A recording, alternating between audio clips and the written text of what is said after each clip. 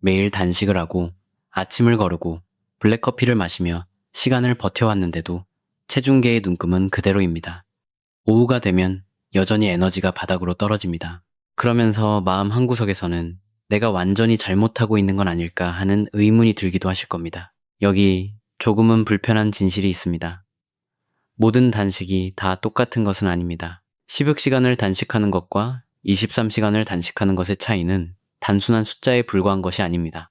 그것은 호르몬 반응이 다르고 뇌와 근육, 수면, 그리고 장기적인 건강에 미치는 영향이 완전히 다른 생물학적 경험입니다. 지금 내 몸에 맞지 않는 방법을 선택한다면 단순히 헛고생만 하는 것으로 끝나지 않습니다. 나도 모르는 사이에 혈당이 올라가거나 만성 피로가 유발되거나 애써 지키려 했던 근육을 잃게 될 수도 있습니다. 그래서 오늘 우리는 우리 몸속으로 들어가 보려고 합니다. 인슐린, 케톤, 뇌, 유래신경 영양인자, 코르티솔과 같은 과학적 근거를 따라가다 보면 이 영상이 끝날 때쯤 여러분의 현재 상태에 어떤 방법이 가장 적합한지 정확히 알게 되실 겁니다. 끝까지 시청해주세요. 가장 중요한 것은 어떤 방법이 더 좋으냐가 아니라 어떤 방법이 나에게 맞느냐이기 때문입니다. 지방을 태울지 아니면 축적할지를 결정하는 단 하나의 요소가 있습니다. 단식 방법을 비교하기 전에 거의 모든 것을 통제하는 하나의 분자, 바로 인슐린에 대해 이해하셔야 합니다. 우리가 음식을 먹을 때마다 특히 탄수화물과 당분을 섭취할 때 혈류로 포도당이 쏟아져 들어오고 췌장은 즉시 인슐린을 분비해 그 포도당을 세포로 이동시킵니다. 그것이 바로 인슐린의 역할입니다. 하지만 대부분의 사람들이 놓치는 부분이 있습니다. 인슐린 수치가 높아지면 우리 몸은 물리적으로 지방을 태울 수 없는 상태가 됩니다. 지방세포는 굳게 닫히고 지방산은 그대로 저장되며 우리 몸은 오직 포도당만을 연료로 사용하게 됩니다. 그리고 그 포도당이 떨어지는 순간 우리는 피곤하고 짜증이 나며 다시 음식을 찾게 되는 것입니다. 지방 연소는 인슐린 수치가 지방세포의 잠금을 해제할 수 있을 만큼 충분히 낮아진 후에야 비로소 시작됩니다. 그리고 그 과정에는 시간이 필요하며 일반적으로 마지막 식사 후 10에서 14시간이 걸립니다. 먼저 우리 몸은 간에 저장된 포도당, 즉 글리코겐을 모두 태웁니다. 간에는 대략 80에서 100g 정도의 글리코겐이 저장되어 있는데 이는 가벼운 아침 조깅을 할 수 있을 정도의 에너지입니다. 이 공급량이 바닥나면 마침내 대사 스위치가 켜집니다. 지방세포가 지방산을 방출하기 시작합니다. 간은 이 지방산을 케톤으로 변환하는데 케톤은 우리의 뇌가 포도당보다 실제로 더 선호하는 더 깨끗하고 안정적인 연료입니다. 이것이 바로 16대8 단식과 1일 1식이 도달하고자 하는 상태입니다. 차이점이 있다면 그 상태에 얼마나 오래 머무는지, 얼마나 깊이 들어가는지, 그리고 그 과정에서 우리 몸에 어떤 일이 일어나는가 하는 것입니다. 그렇다면 16대8 단식을 할 때 실제로 어떤 일이 일어날까요? 16대8 방식은 16시간 동안 단식하고 낮 12시부터 저녁 8시처럼 8시간의 창 안에서 식사를 하는 것입니다. 이론상으로는 간단해 보이지만 생물학적으로는 매우 큰 의미가 있습니다. 10에서 14시간의 단식 후에는 글리코겐이 고갈됩니다. 지방 연소가 시작되고 케톤 수치가 오르기 시작합니다. 이제 이 더 깨끗한 연료로 돌아가는 뇌는 눈에 띄게 명석해집니다. 많은 사람들이 보통 늦은 오전에 해당하는 이 시간대를 하루 중 정신이 가장 맑은 상태라고 말합니다. 이것은 우연이 아닙니다. 케톤이 일하고 있다는 증거입니다. 16대8 단식이 특별히 강력한 이유는 다음과 같습니다. 시간이 지날수록 인슐린 민감성이 향상됩니다. 연구에 따르면 몇 주 동안만 꾸준히 16대8 단식을 유지해도 공복 혈당과 인슐린 수치가 의미 있게 떨어지는 것으로 나타났습니다. 우리의 세포는 인슐린에 더욱 잘 반응하게 됩니다. 뱃살, 당뇨 전 단계 또는 혈당 불안정으로 고민하는 모든 분들에게 이것은 매우 중요한 변화입니다. 그리고 단식이 근육을 갉아먹는다는 오해와 달리 실제로는 그렇지 않습니다. 16시간의 단식 동안 성장 호르몬 수치는 오히려 상승하며 이는 몸이 지방을 우선적으로 태우도록 유도하는 동시에 근육을 보존하는 데 도움을 줍니다. 이것이 바로 많은 운동선수들이 경기력을 희생하지 않으면서도 체지방을 줄이는 전략으로 16대8 방식을 사용하는 이유입니다. 아마도 가장 과소평가된 장점은 이 방법이 우리의 실제 일상에 잘 스며든다는 것입니다. 여전히 점심과 저녁을 먹을 수 있고 가족들과 함께 식탁에 앉을 수 있습니다. 누구에게도 무언가를 애써 설명할 필요가 없습니다. 그저 저녁 8시 이후에 식사를 멈추고 아침을 건너뛰기만 하면 됩니다. 그것이 전부입니다. 그리고 늦은 밤에 야식을 먹지 않기 때문에 수면의 질도 향상됩니다. 인슐린의 방해 없이 멜라토닌이 원활하게 분비되며 많은 사람들이 첫 주 만에 더 깊은 잠을 잔다고 이야기합니다. 물론 16대8 방식이 완벽한 것만은 아닙니다. 식사 시간 동안 가공식품, 정제 탄수화물, 야식으로 배를 채운다면 단식 시간이 그 피해를 보상해주지 못합니다. 또한 어떤 사람들에게는 특히 저녁을 탄수화물 위주로 무겁게 먹었을 경우 글리코겐을 완전히 고갈시키고 의미 있는 수준의 케톤 생성에 도달하기에 16시간이 충분치 않을 수도 있습니다. 첫 주에는 누구나 진심으로 불편함을 느낍니다. 배고픔, 머리가 멍해지는 기분, 무기력함. 이것은 지극히 정상적인 반응입니다. 우리 몸이 연료 시스템을 바꾸고 있다는 증거이기 때문입니다. 4, 5일 정도만 꾹 참고 넘겨보세요. 대부분의 사람들은 안개가 완전히 걷히는 듯한 맑음을 경험한다고 말합니다. 그렇다면 오메드, 즉 1일 일식을 할 때는 실제로 어떤 일이 일어날까요? 1일 일식은 23시간 동안 단식하고 하루에 필요한 모든 영양소를 단 한 번의 식사로 압축해서 섭취하는 것을 의미합니다. 16대8 단식이 우리를 부드럽게 지방 연소의 길로 안내한다면 1일 일식은 우리를 아주 깊은 바다로 던져 넣는 것과 같습니다. 23시간이 지나면 글리코겐은 이미 여러 시간 전에 완전히 바닥난 상태가 됩니다. 케톤 수치는 16대8 단식을 할 때보다 훨씬 더 높게 상승합니다. 많은 1일 일식 실천자들은 놀라울 정도의 두뇌 명석함, 억제된 식욕, 그리고 하루 종일 느껴지는 묘하지만 확실한 몸의 가벼움을 경험한다고 말합니다. 생물학적으로 이는 일리가 있는 이야기입니다. 뇌가 케톤에 완전히 적응하고 나면 배고픔의 신호는 잠잠해지고 집중력은 날카로워집니다.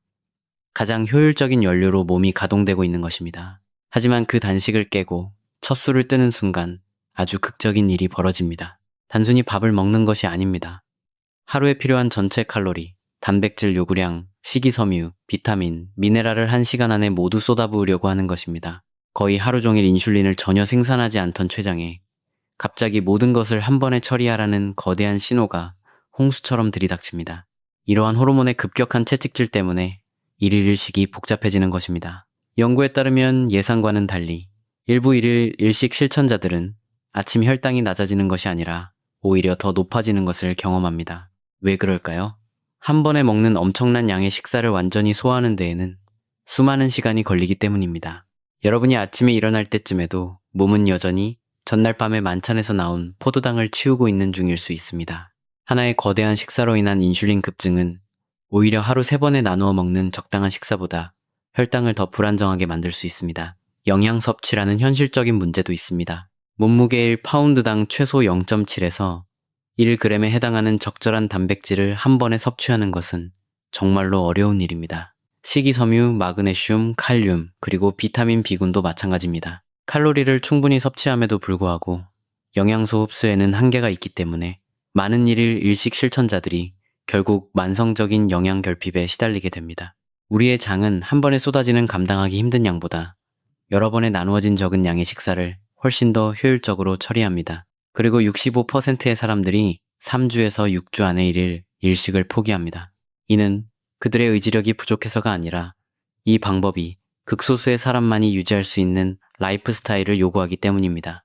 사회적인 저녁 식사, 가족과의 식사, 직장에서의 점심, 1일 일식은 이 모든 것들을 현실적인 장애물이나 사회적 마찰의 원인으로 만들어버립니다. 물론 1일 일식이 꼭 필요한 자리도 있습니다. 깨끗한 식단을 유지하고 영양 상태를 세심하게 관찰하며 다이어트 정체기를 돌파하거나 세포의 자가 포식, 즉 세포 스스로의 청소 과정을 더 강력하게 유도하고 싶은 숙련된 단식자들에게는 유용합니다. 1일 일식은 강력한 단기 도구가 될 수 있지만 단식의 시작점이 되어서는 안 되며 반드시 의학적인 조언과 함께 진행되어야 합니다. 간헐적 단식을 해야 하는 가장 강력한 이유 중 하나는 체중 감량과는 전혀 관련이 없습니다. 바로 우리의 뇌 속에서 일어나는 일들 때문입니다.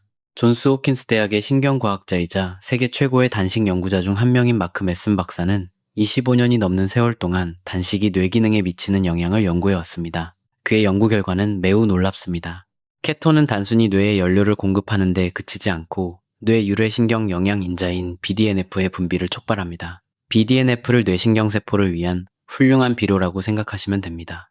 이것은 새로운 신경 연결망의 성장을 촉진하고 손상으로부터 기존 신경세포를 보호하며 기억력과 학습 능력을 향상시키고 감정 조절을 도와줍니다. 단식 중에 사람들이 말하는 정신의 맑아짐이 단순한 플라세보 효과가 아닌 이유가 바로 여기에 있습니다. 그것은 측정 가능한 생물학적 사건입니다. 진화론적 관점에서 보더라도 이는 완벽하게 이치에 맞습니다. 우리의 조상들은 식량이 부족할 때 정신이 둔해지는 것을 감당할 수 없었습니다. 음식을 찾기 위해서는 지능, 전략, 그리고 집중력이 필요했기 때문에 배가 고플 때 뇌는 오히려 더 날카로워져야만 했습니다. 케톤은 바로 이것을 가능하게 해준 고대의 훌륭한 퍼포먼스 연료였습니다. 메슨 박사는 이를 주기적 대사전환, 즉 단식과 식사 상태를 오가는 리듬이라고 부릅니다. 단식하는 동안 우리 몸은 회복 모드로 전환됩니다. 자가포식 작용이 손상된 세포를 청소하고 신경세포가 재생되며 염증이 줄어듭니다. 반대로 식사를 하는 동안에는 성장 모드로 전환되어 몸을 다시 세우고 회복하고 영양을 흡수합니다. 끊임없이 굶는 것이 아니라 바로 이 순환 과정이 우리 몸에 가장 깊고 큰 이점을 가져다 줍니다. 16대8 방식과 1일 1식 모두 이러한 순환을 도울 수 있습니다. 여기서 중요한 질문은 우리 몸의 시스템에 너무 많은 스트레스를 주지 않으면서 이 순환을 지원할 수 있는 방법이 과연 어느 쪽이냐는 것입니다. 그렇다면 여러분은 실제로 어떤 방법을 선택해야 할까요? 단식이 처음이시라면 논쟁의 여지 없이 16대8 방식으로 시작하십시오. 2023년에 한 연구에 따르면 16대8 방식을 사용한 초보자의 첫 3주간 유지율은 82%에 달했습니다. 반면 1일 1식으로 바로 시작한 사람들의 유지율은 38%에 불과했습니다. 1일 1식에 필요한 대사 적응의 강도는 매우 큽니다. 따라서 몸이 준비되기 전에 억지로 이를 밀어붙이면 코르티솔 수치가 상승하고 수면의 질이 떨어지며 근육이 손실되고 결국엔 포기하게 됩니다. 또한 규칙적으로 운동을 하시는 분들에게도 16대8 방식이 훨씬 더 탁월한 선택입니다. 스포츠 관련 최신 연구에 따르면 16대8 실천자들이 1일 1식 실천자들보다 근육량을 훨씬 더 많이 유지하는 것으로 나타났습니다. 단백질을 여러 끼니에 나누어 섭취함으로써 근육 회복을 더욱 효과적으로 지원할 수 있기 때문입니다. 1일 1식은 고급 과정입니다.